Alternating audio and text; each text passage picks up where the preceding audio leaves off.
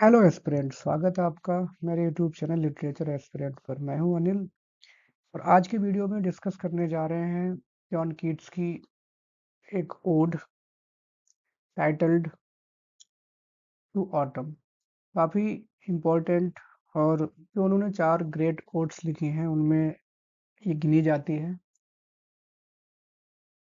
और ये ऐसी ओड है जिसमें जॉन कीट्स की जो पोएटिक थियरीज थी उनको काफ़ी इसमें जगह मिलती है। जैसे उन्होंने इस थियरी ऑफ नेगेटिव कैपेबिलिटी और उनका जो विश्वास था the world as soul making, और क्रिटिक्स ने इसको काफ़ी सराहा है। और क्रिटिक फ्रेड इंग्लिश ने तो इसको शेक्सपियरियन सोनेट से भी कंपेयर किया है।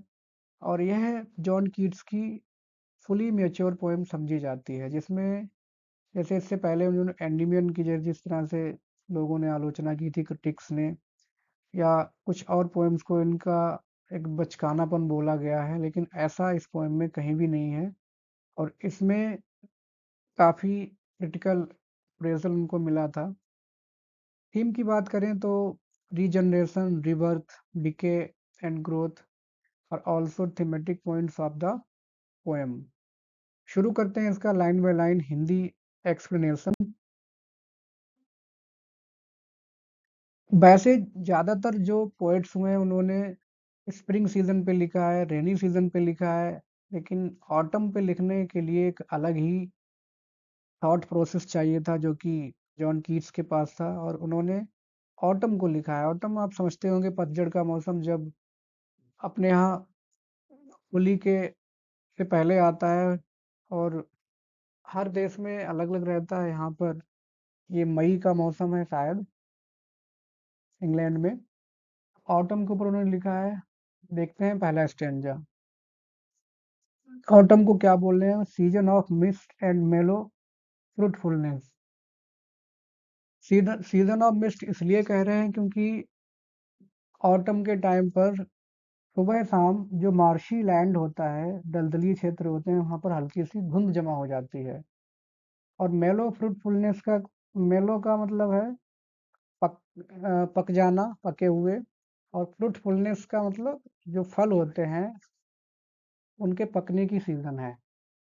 Close bosom friend of the maturing sun. और जो सूरज है, वार्म सन, जिसकी किरणें, गर्म किरणें जो हैं वो फलों को पकाती हैं, उनकी ये ऑटम जो है वो बहुत ही घनिष्ठ मित्र है सूरज की। और उससे कंस्पायरिंग का मतलब क्या होता है कि षड्यंत्र रचना। वैसे तो षड्यंत्र रचना किसी नेगेटिव सेंस में इस्तेमाल होता है, लेकिन यहाँ पर मतलब यह है कि वो दोनों मिल करके प्लानिंग कर रहे हैं। ऑटम और सूरज किस बात की प्लानिंग कर रहे हैं कि how to load and bless, कि कैसे भरा जाए और bless with fruit the vines, जो बेल हैं अंगूर की, कैसे उन पर फल लाए जाएं। जैसे ही फल आ जाएंगे तो उनको ब्लेस कहा जाएगा, वो उनसे लाभान्वित होंगे। That round the thatch eaves run. जो वाइन है या जो बेल है वो हैच हीप्स रन का मतलब है कि वो जो छप्पर नुमा झोपड़ी हैं उनकी छज्जे पर वो लिपटी हुई है। और कुछ जो एप्पल के पेड़ हैं उनके ऊपर भी लिपटी हुई हैं। और कैसे बेंड मतलब उनको झुकाया जाए, ये प्लानिंग चल रही है। The most cottage trees. Most cottage trees का क्या सेंस है? मॉस मतलब जो काई होती है हरे रंग की। तो कॉटेज ट्रीज, जो कॉटेज टाइप की जो बनाए गए हैं पेड़, उनके ऊपर काई जम चुकी है हल्की सी हरे रंग की, वो रहती होगी उनके नेचुरली एप्पल के पेड़ पर। तो उनको कैसे झुकाया जाएगा सेंस, जब उन पे ज़्यादा फल लग जाएंगे तो उनकी टहनियाँ जो हैं, शाखाएं झुक जाएंगी। ये प्लानिंग चल रही है ऑटम की सूरज के साथ मिल करके। आगे, and fill all fruit with ripeness to the core. और जितने भी फल हैं उनको कैसे पकाया जाए, टू द कोर का सेंस एकदम पूरी तरह से, through and through. To swell the gourd. और जो गर्ड है एक सब्जी होती है, जैसे अपने यहाँ पंपकिन होता है उसी हिसाब से हरे रंग की, कैसे उसको फुलाया जाए। स्वेल मतलब फुलाया जाए। जब वो बड़ी हो जाएगी तब वो फूल जाएगी। And plum the hassle shells, और जो अखरोट की जो शेल है उसको कैसे प्लम्प मोटा किया जाए विद अ स्वीट कर्नल। उसके अंदर कर्नल का मतलब क्या है, गुठली। जो भी अखरोट रहता है उसको फोड़ते हैं तो उसके अंदर नरम, काफी उसका एक्सटर्नल जो कवर है वो तो बहुत टफ रहता है, लेकिन अंदर वाला जो है वो कर्नल, गुठली या दाना, वो नरम रहता है। तो उसको कैसे के अंदर बनाया जाए, उसको प्लम्प किया जाए, ये प्लानिंग चल रही है ऑटम और सूरज की। To set budding more, budding more का मतलब है ज्यादा से ज्यादा कलियां खिलाई जाएं, फूल खिलाए जाएं, एंड स्टिल मोर, और ज्यादा खिलाया जाए, letter flowers for the bees, कुछ ऐसे फूल जो मई के एंड में या ऑटम के एंड में खिलते हैं। Until they think warm days will never cease, जब तक कि मधुमक्खियों को ये एहसास ना हो जाए कि ये जो दिन है, वार्म डेज हैं, वो कभी खत्म ही नहीं होंगे, क्योंकि इतने फूल आओ कर देते हैं। ऑटम कह रही है सूरज से कि इतने फूल कर देते हैं कि मधुमक्खियों को लगे कि ये समय, ये जो हैप्पी टाइम चल रहा है, कभी खत्म ही नहीं होगा। For summer has over brimmed their clammy cells, और मधुमक्खियों ने इतना ज्यादा रस इकट्ठा किया है, इतना ज़्यादा शहद बनाया है कि उनकी जो क्लैमी सेल्स, जो उनका छत्ता है चिपचिपा, वो ओवर ब्रिम्ड हो चुका है, उसमें इतना ज़्यादा हनी हो गया है कि वो ओवरफ्लो हो रहा है। फिर भी ऑटम और सूरज का जो कॉन्स्पिरेशन है, जो षड्यंत्र है, या जो साथ साथ कोऑपरेशन है कुदरत में, इतना सब कुछ करने का, वो खत्म नहीं हो रहा है। They are the season of autumn is called the season of plenty, प्रचुरता की सीजन इसको कहा जाता है कि सारे फल अनाज तैयार हो रहे हैं। फिर अगले स्टेंजा में वो ऑटम को पर्सनीफाई कर रहे हैं। पर्सनीफाई का मतलब जब नॉन लिविंग थिंग्स को लिविंग के तौर पे दिखाया जाए, निर्जीव चीजों को सजीव बना करके जब कभी प्रेजेंट करता है तो उसको बोलते हैं personification. Who hath not seen the opt अमिट दाई स्टोर, दी का मतलब यहाँ ऑटम के लिए है कि तुम्हें, ऑटम को किसने नहीं देखा, सबने देखा होगा, क्योंकि दाई स्टोर का मतलब है यहाँ पर प्रचुरता, प्लेंटी, कि सब कुछ तो हर तरफ फैला हुआ है, अनाज ही अनाज दिख रहा है। तो किसने तुमको नहीं देखा होगा, सबने तुमको देखा होगा। कहाँ कहाँ देखा होगा वो आगे बताते हैं। Sometimes whoever seeks abroad, abroad का मतलब यहाँ खुले एरिया में, कभी कभी कोई खुले एरिया में जाकर देखता है, ग्रामीण देहाती क्षेत्र में देखता है, तो वो तुम्हें ढूंढ सकता है, मैं फाइंड दी, तुम्हें वो मिल सकता है, या वो तुम्हें देख सकता है। कहाँ? Sitting careless on a granary floor, एक ऐसी महिला के रूप में जो अपने स्टोर रूम में केयरलेसली, बहुत ही लापरवाही से बैठी हुई है। लापरवाही से बैठने का मतलब उसका ये है, क्योंकि जो अनाज हुआ है वो काफ़ी ज़्यादा हो गया है, और फ्यूचर की जो टेंशन है उससे वो फ्री है। उसे अब टेंशन नहीं लेनी कि अनाज कम रह गया हो, कैसे बच्चों का खुद का पेट भरेगा, कैसे खर्चे चलेंगे, टेंशन लेने की जरूरत नहीं है, क्योंकि अच्छा खासा अनाज पैदा हो गया है ऑटम की मेहरबानी से। इसकी वजह से वो केयरलेसली बैठी हुई है अपने गोदाम की फर्श पर, जहां उसका अनाज रखा हुआ है। Thy hair soft lifted by the winnowing wind, और उसके जो बाल हैं वो हल्के हल्के उड़ रहे हैं। किस हवा से? बिनोइंग विंड, ऐसी हवा से जिसमें किसान अनाज ओसाता है। अनाज ओसाने का मतलब जिसमें अनाज को छोटे छोटे कूड़े से दूर किया जाता है, चैफ से दूर किया जाता है, भूसे से दूर किया जाता है, हल्की हवा के सहारे। हालांकि ये चीज़ें बहुत पुरानी थी, अब आजकल ये चीज़ें थ्रेसिंग होने लगी है, तो पहले से ही अनाज और चैफ अलग अलग हो जाते हैं। लेकिन यहाँ पर वो कल्पना कर रहे हैं कि ऐसी महिला के रूप में जो बैठी हुई है, और उसके बाल विनोइंग विंड जब चलती थी उस हवा के सहारे हल्के हल्के उड़ रहे हैं, उठे हुए हैं। और on A half ripped furrow sound asleep, half ripped का मतलब आधी कटी हुई, फरो का मतलब होता है लाइन, साउंड एस्लीप, या एक ऐसे रीपर के रूप में ऑटम को देखा जा सकता है जो अपने आधी क्यारी काटने के बाद और नींद में आ गई है। क्यों आ गई है? Drowsed with the fume of poppies, poppies क्या है? जो खसखस का पौधा होता है, पोस्ता भी जिसको बोलते हैं, जिससे अफीम बनती है, उसमें नशा रहता है, हालाँकि ऐसे डायरेक्ट नशा नहीं रहता, लेकिन कवि यहाँ इमेजिन कर रहा है कि उन पॉपीज़ की खुशबू से ही वो उस ड्राउज़ी फ़ील कर रही है, उसे नशा हो गया है और वो आधी क्यारी ही काट पाई और आधे में उसे नशा हो गया और वो स्लीपी फ़ील कर रही है। While thy hook spares the next swath, और उसका जो हुक है, हँसिया है, नींद की वजह से उसने आधी क्यारी काटी है और आधी क्यारी स्पेयर्स बच गई। नेक्स्ट अगला स्वाथ क्यारी, और अगली क्यारी आधी बच गई, क्यों? क्योंकि उसे नींद आ गई पॉपीज़ की खुशबू से, खसखस की खुशबू से। ऑल इट्स ट्विन्ड फ्लावर्स, और खसखस में जो पौधे हैं, खसखस के जो पौधे हैं उनमें फूल लगे हुए हैं, वो ट्विन्ड हैं, मतलब ट्विस्टेड हैं। उनको बचाने के लिए उसने सोचा कि वो नींद में कहीं उससे गलत ना कट जाए, नुकसान ना हो जाए, तो वो आधी क्यारी काट के उसका हाशिया रुक गया और वो स्लीपी फील कर रही है। And sometimes like a gleaner thou dost keep. अब ग्लीनर का मतलब क्या होता है? जैसे जो रियल फसल काटने वाले होते हैं उनको रीपर बोलते हैं।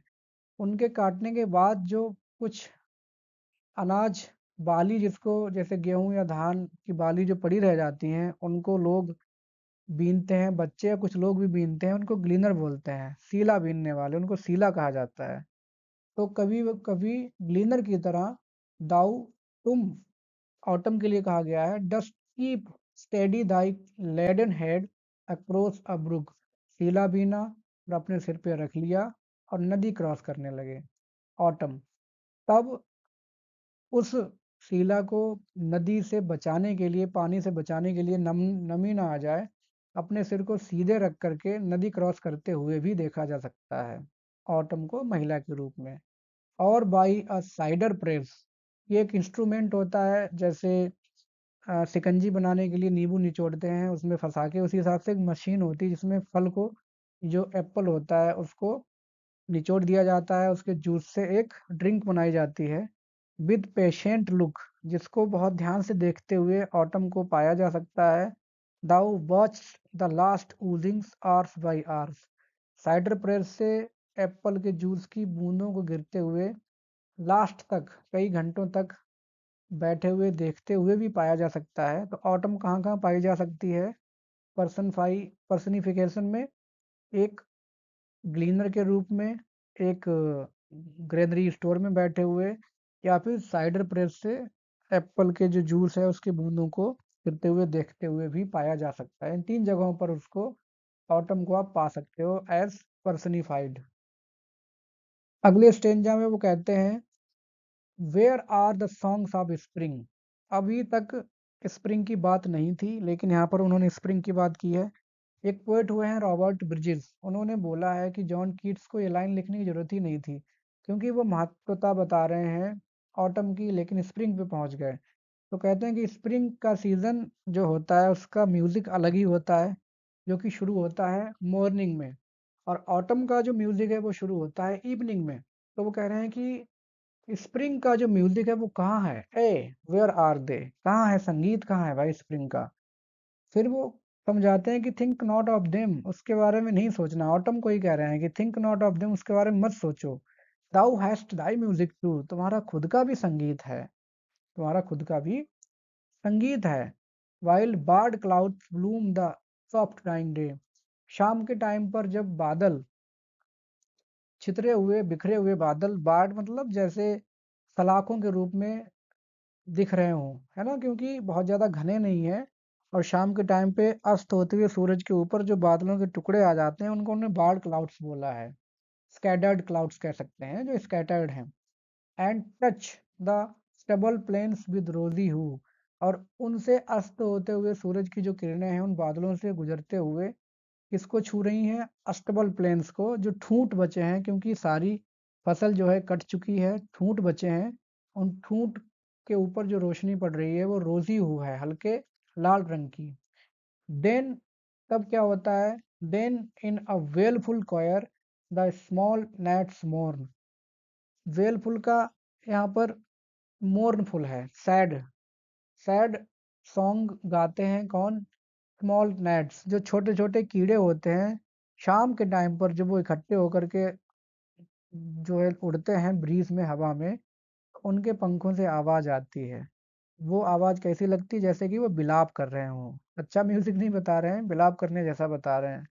अमंग द रिवर स्वैलोज़ जो नदी है, उसका जो उफान है, उसके ऊपर बॉर्न अलोफ्ट वो ऊपर ले जाते हैं, और sinking as the light wind lifts और डाइज़, या फिर ऐसी हवा जो कि या ऊपर ले जाए या नीचे ले जाए। वो जो gnats हैं, कीड़े-मकोड़े हैं, बहुत हल्के-हल्के हैं, तो हवा के हिसाब से वो अपने या तो जब हवा तेज़ चलती है तो वो ऊपर चले जा रहे हैं, हवा धीमी होती है तो वो नीचे आ जाते हैं, लेकिन उनका संगीत लगातार जारी रहता है। लिप्स और डाइस का मतलब या तो ऊपर जाती है हवा या नीचे आती है।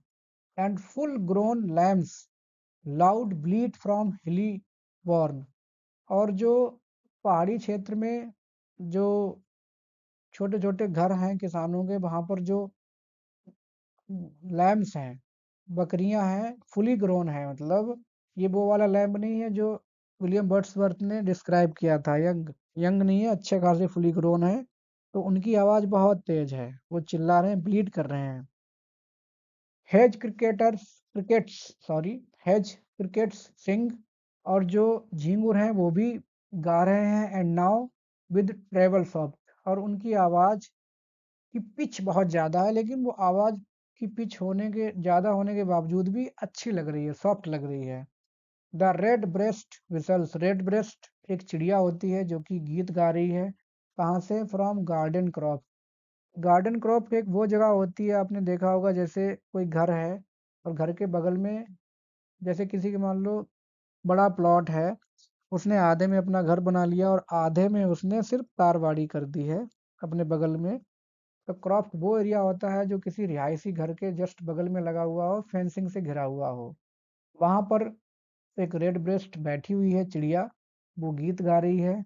And gathering swallows twitter in the skies, और जो अबाबील हैं वो इकट्ठे हो गए हैं और वो आसमान में ट्विटरिंग कर रहे हैं। तो कुल मिला के नेट्स और lambs, hedge crickets, red breast और स्वैलोज, ये सब मिल करके उस म्यूजिक को प्रोड्यूस कर रहे हैं जिस म्यूजिक की बात जॉन कीट्स कर रहे हैं, म्यूजिक ऑफ ऑटम सीजन।